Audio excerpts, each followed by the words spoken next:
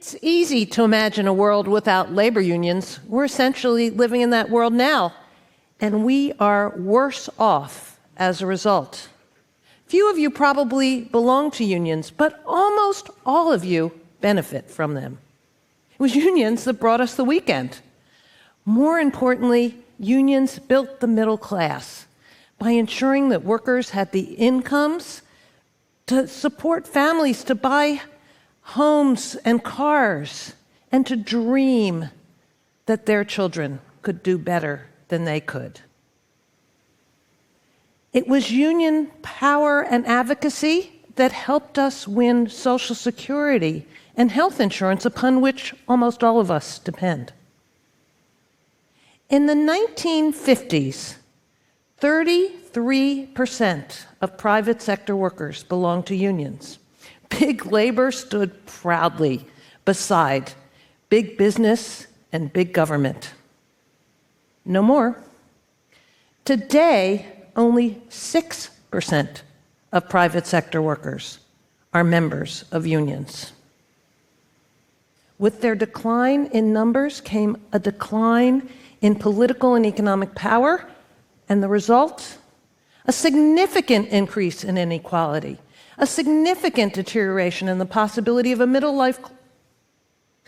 class lifestyle for this generation or the next, and a receding chance to own a home or afford retirement. We need unions to regain the power so that we can regain what we have lost, build a better future,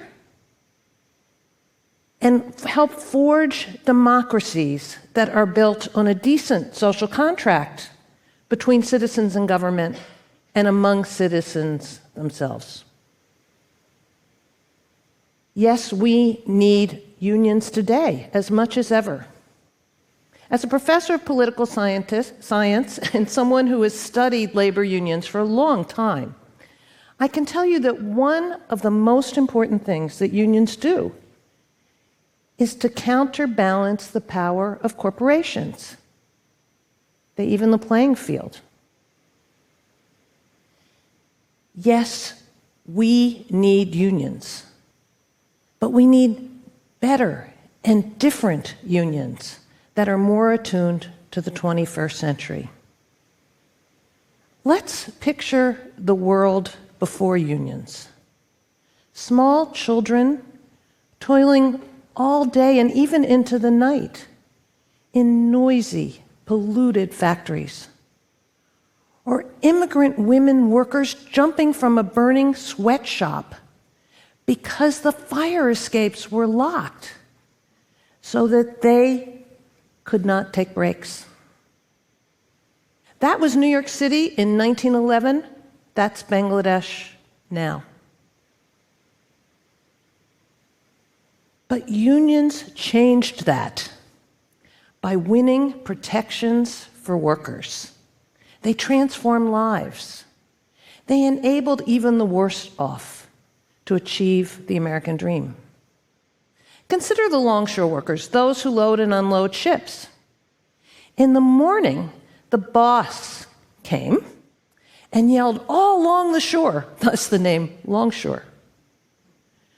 They pleaded for the scarce jobs, just as migrant day laborers do today at places like Lowe's and Home Depot. It was humiliating, degrading. But when the unions won the right to organize and won contracts, the wharf rats became lords of the dock. They became middle class. They could marry. They could support families. They could send their children to college. They had health insurance and benefits. They had dignity, respect. They were full American citizens. Unions enabled others to attain the American dream by raising wages generally and by reducing wage disparities between men and women and among the races. My research has shown me that with every transformation in the economy, the technology, the way we work, there has been an evolution in the labor movement. Craft unions, think construction work or even beer making, emerged from medieval guilds. With the rise of industry, auto, steel, new forms of organization emerged. When white-collar workers in offices, in government, in healthcare, in professions began to want voice and representation, yet another kind of union developed. In my mind, in my ears, is Dolly Parton singing 925, inspired by a real-life union of that name. When you hear that song, thank the unions for a decent working day. History shows that unions helped people get dignity, rise out of poverty, inhibit workplace dangers and harassment, and improve health and well-being of us all. These are not yesterday's problems. Workers of today still need and want unions. An MIT survey revealed that 50% of the non-union workforce would join a union if given a chance. So, Margaret, if unions are so great, why are they in such serious decline? Because the odds are stacked against them. Many of you have read about the Amazon warehouse workers who failed to win a union representation election in Alabama. They failed because of concerted employer opposition. Indeed, there are many employers and politicians who are preventing the reform of labor laws passed nearly a century ago in another era and another economy. These are laws that inhibit agriculture and domestic workers from organizing, largely black and brown workers. They make it hard for workers in the gig economy to organize, those we call forth with our apps, rideshare, delivery service, specialized tasks. There are employers and politicians who are pushing states to pass right-to-work laws that abolish the requirement that those who are covered by union contracts have to pay union dues. This effectively kills the unions. Many workers in 27 states do not have to pay for the benefits the unions provide for them. States that include Michigan, Indiana, and Wisconsin, former union strongholds. And society loses big. A recent study revealed that in right-to-work law states, there is slower economic growth, higher consumer debt, lower wages, worse health outcomes, and lower civic participation than in states without such laws on the books. But it's not just employers and politicians that are holding unions back. Unions are a cause of some of their own problems. Some unions are extremely bureaucratic, stifling debate and innovation. Some union leaders are corrupt, rigging elections, paying themselves humongous salaries, even when they represent very low-income workers. And some commit felonies. Jimmy Hoffa is the notorious example of a labor leader who went to prison. But just this year, several high-ranking officials in the United Auto Workers were sentenced for embezzlement. Now, many critics, possibly some of you, blame unions for inflation. When wages go up, consumer prices go up. True enough, but so does the standard of living for workers. And we, as taxpayers, benefit from higher standards of living by workers. The pandemic gave us the term essential workers.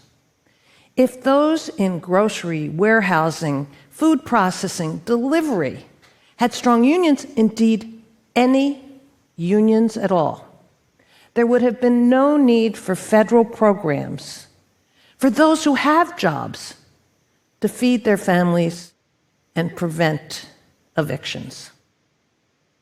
Now, there are many reasons for union decline, including structural ones, the decline in union jobs in manufacturing. But a major reason is public lack of awareness, even misinformation, about the value of unions. Well before President Reagan fired the striking air controllers in 1981, there has been concerted and continuous opposition by employers and politicians to undermine unions. Employers no longer suppress unions by hiring private armies, like U.S. Steel, Ford, and the coal companies did. Now they hire very high-priced consulting firms to do that work. Elected officials may no longer call out the police and the National Guard to cart labor organizers off to jail. Now they pass legislation that restricts union organizing and power. But workers are beginning to fight back, as the headlines reveal. They are building solidarity across racial, ethnic, religious, partisan divides. Martin Luther King exhorted us to enwrap ourselves in a single garment of destiny. I have observed several unions that I've studied build expanded and inclusive communities of fate in which large numbers of others recognize that their destinies are entwined despite differences and distances. This doesn't always happen, but it can, and it must. If you took my class or gave me another hour, I could give you numerous examples. We need, as employees and citizens, to build solidarity through communities of faith that crosses geographies and differences. But to do that, we need to reimagine labor unions for now. The labor movement must evolve as it has in the past, even producing possibly alt-unions, alternatives to unions, alternatives to traditional unions.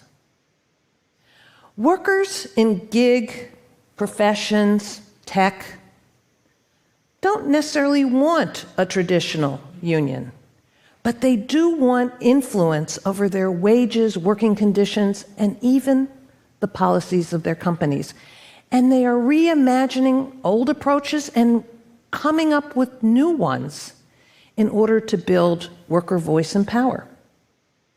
Some are reconfiguring worker cooperatives, employee-owned businesses in which the workers determine wages, working conditions, and distribution of profits. This is not a pipe dream. Mondragon in Spain has over 80,000 employee owners, takes in over $13 billion a year, and redistributes its profits to build worker skills and capacities among its member cooperatives. A newer approach is to use platform technologies to teach workers their rights. In our global, hyper-connected, and socially isolating world, platforms such as coworker.org or Unit recognize and address the fact that there is a mobile workforce that no longer has water coolers or lunchrooms around which to gather and strategize. These platforms provide workers with a way to share experiences, access organizing resources, and build networks at scale across geographies and employers. Coworker.org had a huge win with Alphabet, the parent company of Google, a giant among tech firms. Alphabet workers recognize that they are part of a community of faith that crosses large distances. They have been protesting Google's contracts with the Pentagon and with immigration authorities.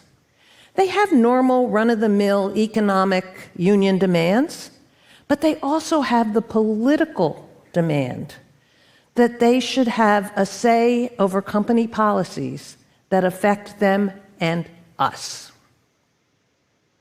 Now, whatever you thought of unions in the past, I hope that these examples have revealed to you what they can be today and for tomorrow. Unions once significantly reduced in income inequality, the gap between the rich and the poor. They can again. These graph lines came together when unions rose. I'd like to see those lines permanently converge and inequality reduced once and for all. Billionaires are building rockets to explore outer space. This is so exciting. But equally exciting are the workers who are providing the goods and services on which those billionaires we all depend, exploring new ways to gain power and voice.